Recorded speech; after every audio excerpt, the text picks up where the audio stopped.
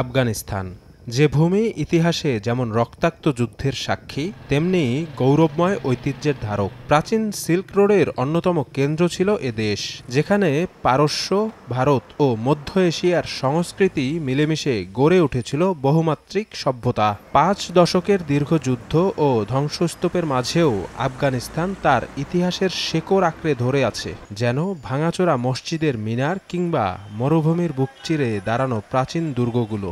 নীরবে বলে যাচ্ছে এক অদম্য জাতির কাহিনী। ৫০ বছরেরও বেশি সময়ের যুদ্ধ শেষে কেমন কাটছে আফগান নাগরিকদের জীবন, তা সরেজমিনে দেখতে গত সেপ্টেম্বরে সেখানে গিয়েছিল বাংলাদেশের একটি প্রতিনিধি দল। সেখান থেকে ফিরে প্রতিনিধি দলের অন্যতম সদস্য হেফাজত নেতা মামুনুল হক মুখোমুখি হন সময় সংবাদের। জানান, অদম্য আফগান জাতি এখন প্রচেষ্টা চালাচ্ছে স্বনির্ভর হবার। একই সাথে অর্থনৈতিক মুক্তির লক্ষ্যে প্রতিনিয়ত চেষ্টা করছেন আফগানরা। প্রাণ সসের মাখামাখি টেস্ট নুডলসকে করে তোলে আরো ইয়ামি, আরো জোস। প্রাণ সস, সসের বস। তারা তাদের দেশের ভিতর দিয়ে 280 কিলোমিটার নদী খননের এক বিশাল মেগা প্রজেক্ট বাস্তবায়ন তারা করে ফেলেছে। 2021 সালে যখন বর্তমান ইমারাতে ইসলামিয়া সরকার ক্ষমতা গ্রহণ করে, তখন তাদের দেশের আফগান যে মুদ্রা আফগানি, সেটা ছিল পার ডলারে 130 আফগানি।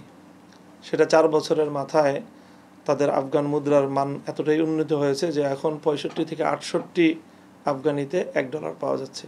মামুনুল হক জানালেন, ধনতান্ত্রিক উন্নতি নয়, দেশের মানুষের জীবনমানের উন্নয়নই যে একটি দেশের সত্যিকারের অর্জন, তা বিশ্বাস করে বর্তমান আফগান সরকার। এজন্য মাত্র অল্প কদিনেই তারা সামাজিক সুরক্ষার জাল বিস্তৃত করেছে দেশব্যাপী।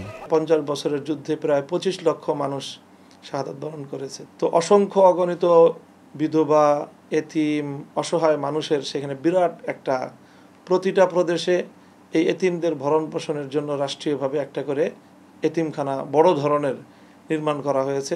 8 লক্ষ মানুষকে তারা রাষ্ট্রের পক্ষ থেকে ভাতা দিচ্ছে।